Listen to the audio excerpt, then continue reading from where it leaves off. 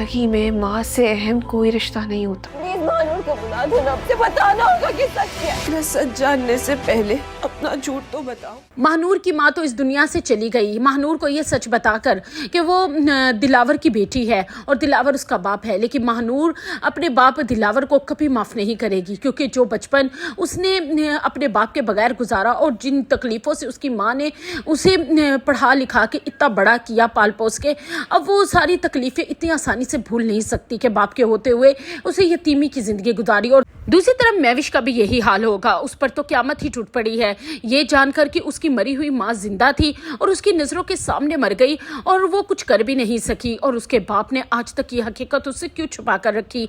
और अगर उसकी माँ जिंदा थी तो वो अपनी एक बेटी को अपने साथ रखकर तो दूसरी बेटी के साथ कैसे नाइंसाफ़ी कर सकती थी, क्यों उसको छोड़कर चली गई। इन्हीं सवालों का जवाब लेने के लिए जब महविश महानूर के घर जाएगी तो वहाँ जैन महानूर का ख्याल रखने के लिए उसके घर पर मौजूद होगा, क्योंकि जैन एक पल भी महानूर को अकेला नहीं छोड़ेगा, क्योंकि वो जानता है कि उसका और महानूर का एक दूसरे के सिवा अब इस दुनिया में और कोई नहीं है। और फिर महविश जैन से कहेगी कि मैं महानूर से मिलने आई हूँ, क्योंकि मैं इस टाइम बहुत तकलीफ में हूँ। जो सच अचानक से मेरे सामने आया है वो कबूल करना मेरे लिए इतना आसान नहीं। मेरी माँ मर चुकी है जो जिंदा थी और मुझे पता नहीं था। अगर मेरी माँ थी तो वो मुझे क्यों एक गैर औरत के रहमो करम पर छोड़कर चली गई।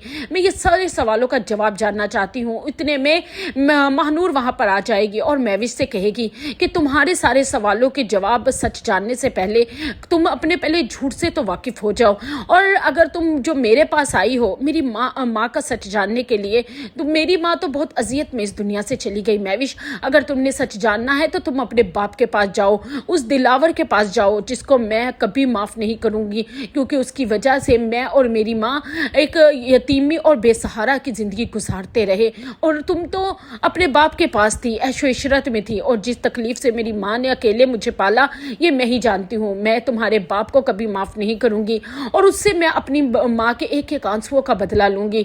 दूसरी तरफ महविश अपनी माँ की कब्र पर जाएगी, रोएगी और कहेगी कि मेरी माँ जिंदा थी, मेरे सामने थी, और मैं अपनी माँ का प्यार और उनकी शफकत को महसूस नहीं कर सकी। और दूसरी तरफ अब महविश अपने बाप के पास जाएगी और इन सारे सवालों का जवाब मांगेगी कि आखिरकार क्या वजह थी कि उसके बाप ने आज तक उससे झूठ बोला और ये कि उसकी माँ की शनाख्त छुपाई। अगर उसकी माँ जिंदा थी तो क्यों नहीं उसे बताया, क्यों उसने एंड टाइम पर बताया जब उसकी माँ इस दुनिया से चली गई कि वो अपनी माँ से मिल भी नहीं सकी। दिलावर साहब के पास महविश को बताने के लिए बहुत कुछ होगा, लेकिन महविश और महानूर दोनों ही अपने बाप से शदीद नाराज़ हो जाएंगी, क्योंकि उन दोनों का एक ही गुनाहगार है, वो उनका बाप दिलावर।